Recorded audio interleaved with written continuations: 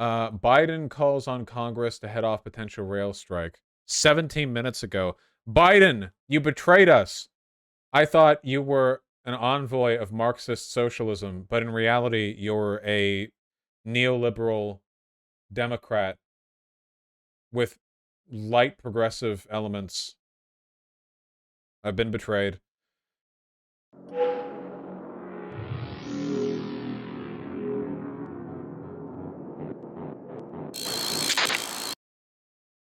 Joe Biden called on Monday for Congress to pass legislation to intervene and block a railroad strike. I love that.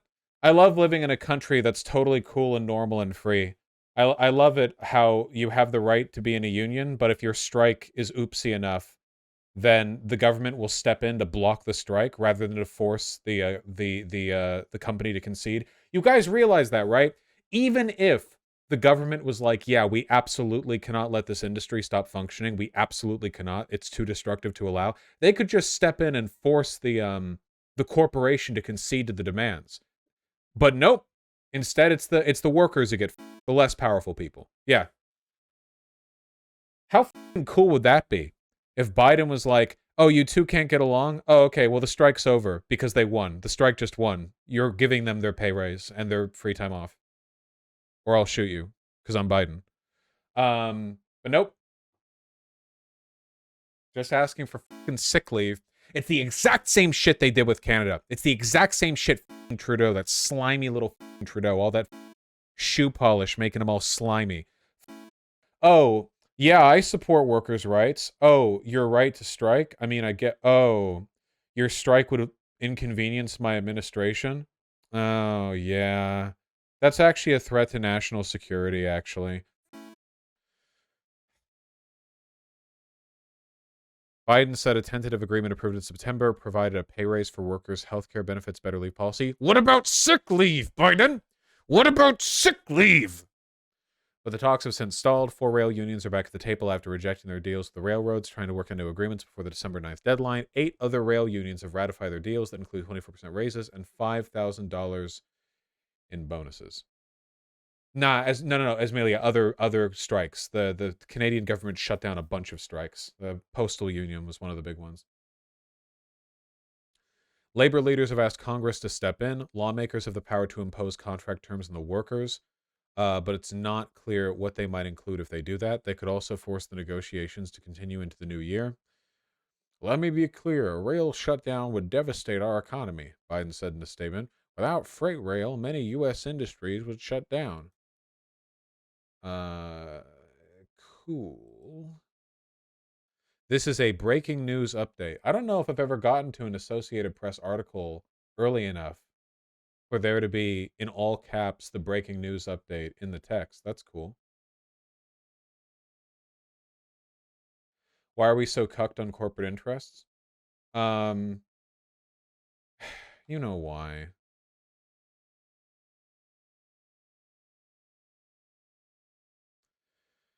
Business groups are increasing the pressure on lawmakers to intervene and block a railroad strike. Coalition of more than 400. Okay. Cuck the luck. Stop spamming. Congress will not. Oh, hold on. Representative Brian Fitzpatrick, Republican, said on Fox News Sunday that congressional intervention is a last resort, but lawmakers will have to be ready to act. Congress will not let this strike happen, that's for sure, said Fitzpatrick, who helps lead a bipartisan group of 58 lawmakers. It would be devastating to our economy, so we'll get to a resolution one way or another. A White House spokeswoman has said the rail strike would be unacceptable. I'm really glad that Democrats and Republicans can come together on one issue, and that one issue is that actually workers shouldn't be able to do that one thing, that the threat of which is the only reason they have anything at all.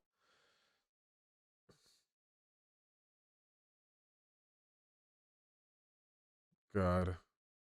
It's just sick leave. Just get them sick leave, dude. Just get them. Didn't we look over this last time? Didn't we take a look at the quarterly profits of the 3 major rail companies that are being dealt with here, and all of them were in the millions or tens of millions? All of them. We're talking combined like over $100 million per year with the companies. They can afford sick leave. Jesus. Couldn't they force the companies to capitulate to the workers' demands? The thing, technically, I don't know what leeway the law gives to forcing people to abide by contracts. The law, see, lawmakers have the power to impose contract terms on the workers. What about on the business owners? They have the right to do that? And if they don't, why not? Why is this always legally skewed in favor of the more powerful institution? Shouldn't the government be intervening in this as a way of protecting the little guy? Is that not the ideal? What if the workers just strike anyway? Well, if the workers just strike anyway, depending on the impositions that are made on them, it would either mean that they're quitting and have been fired, or the government would have the right to block their strike. And if they continued striking anyway, they could be arrested. It depends on the exact way that it plays out. One of the three companies here that is currently fighting to prevent sick leave being given to the workers, the engineers and the rail workers and such, they didn't even have toilets on their trains for the longest time. If you were on a freight train, you had to shit in a bag. They gave you bags for shitting in. So in protest, the workers would throw the shit bags at the offices when the trains would go by them, like the freight train company, like corporate offices. They would throw them. You know what they did? They started numbering the bags so they could find out which ones had been thrown. That's what they did. That's how they responded. That's how evil these people are. Shit in the bag. Oh, you don't like your bag shit? Well, we'll make sure we can tie it to you next time. Corpos.